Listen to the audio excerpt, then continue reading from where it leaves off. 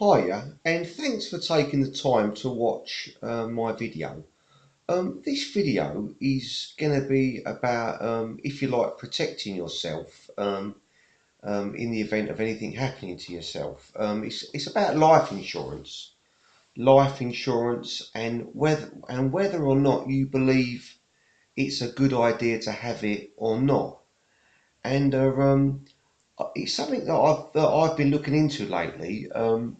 Increasing my life cover. I've got like obviously a house, I've got a mortgage, and obviously it's another bill.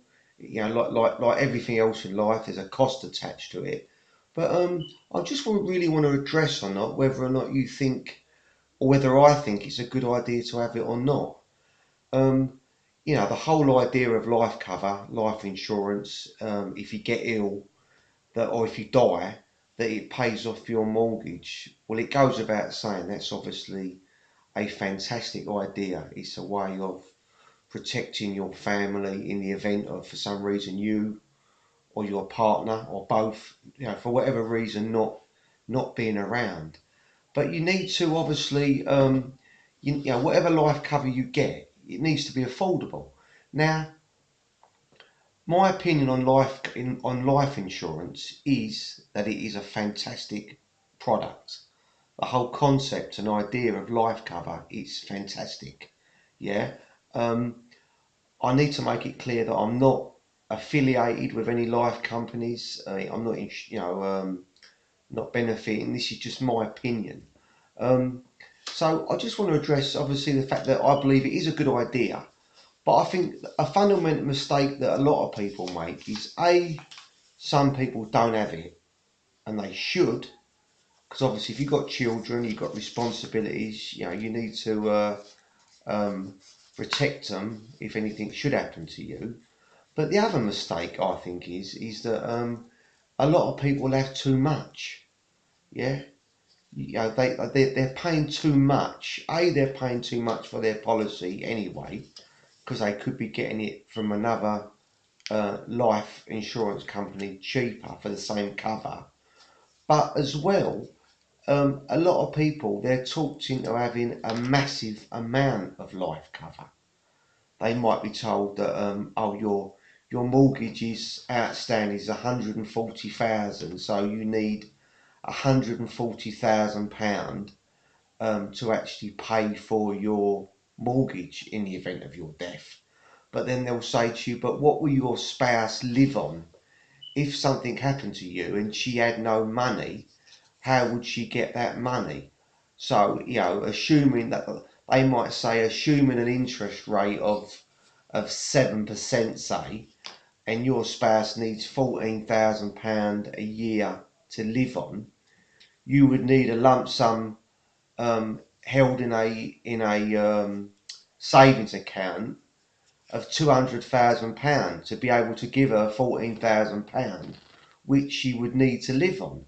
So all of a sudden they're going from you having to spend 140 buy £140,000 policy. Now they're talking about a £340,000 policy. Without going into the ins and outs of how much cover you should have, because obviously only you know that. What I think the idea of this video is that I'm trying to express that it is a good thing to have, but you are the one that should determine the amount of cover you have. Don't let someone talk you into having massive cover that you cannot afford, which 2 or 3 months down the line you're going to cancel anyway. You're better to have a life cover policy in place that is affordable to you.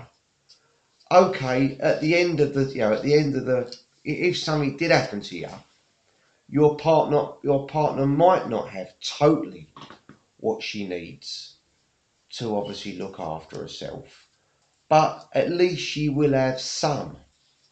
Yeah. Now, an example of this might be you might have a situation where, very much like my situation, I've got a mortgage. Yeah, my mortgage is about £500 a month. Well, it might be that you have a life cover in place that that gives an amount of money that would help her pay that mortgage over a period of time. You know, you've got to remember that people's circumstances change. You know, 2 or 3 years down the line, if something did happen to you, your partner might go and remarry anyway. She might go and get a job. She might move abroad. You haven't got to cater for every single eventuality. Yeah, you don't want to be worth more to her dead than alive, which is often the case. I think, summing up this video, you just need to realise that life cover is a good thing to have, but purchase life cover that you can afford.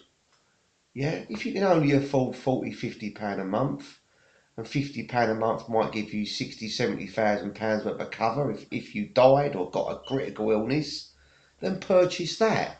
Because if you did die and your wife was given 70, £80,000, at least she's got that 70, £80,000 that's going to give her 4 or 5 years of paying the mortgage and living, and in that time she can make a shift, if you like, to perhaps thinking, well, hold on a minute, I've got to get a job now. My husband's not with me no more because he passed away. I'll have to perhaps buy a smaller premises, buy a little flat. Yeah, so you're still looking after. You're still taking responsibility, but you're not tucking yourself up with massive amounts of cover which you cannot afford. Because the reason I'm talking about this is because this happened to me a long while ago. I had a life insurance policy, and the guy come round and he sold me, he's telling me I need this and I need that, and what about if that happens? And do you know what I mean? Yes, any life policy with a good company that pays out on you becoming critically ill, or obviously if you die, well, obviously it's a good thing to have. But all I'm saying is, it's better to have a smaller amount of cover and let it run so you have got some cover than to buy into the idea of, yes, you want to do everything for your family, yes, you want to protect and have the greatest amount of cover, but you can't afford it. Yeah, go somewhere down the middle. Be the one that goes down the middle. Yeah, if he tells you need £300,000 worth of cover, but you can only afford £100,000 worth of cover, but you can comfortably afford £60,000, go for the 60. Go for the 60. Yeah, your partner's not going to hold it against you. Yeah, she's still going to have enough money that in the event of your death, she's going to have a nice sum of money to basically give herself time to make any adjustments that she needs to make. I hope this has been of help. Please like and subscribe to my channel. I love doing YouTube videos, and I'd appreciate any feedback. There's probably a lot of life insurance guys that sell life insurance who are screaming at me making this video, but I'm just telling you from experience. Yeah, what's the point of having a policy that you're going to cancel because you can't afford it anyway? Yeah, I'm going to leave it there. Please like, subscribe, please share, and I'd really appreciate if you give this video a thumbs up. Thanks very much for your time.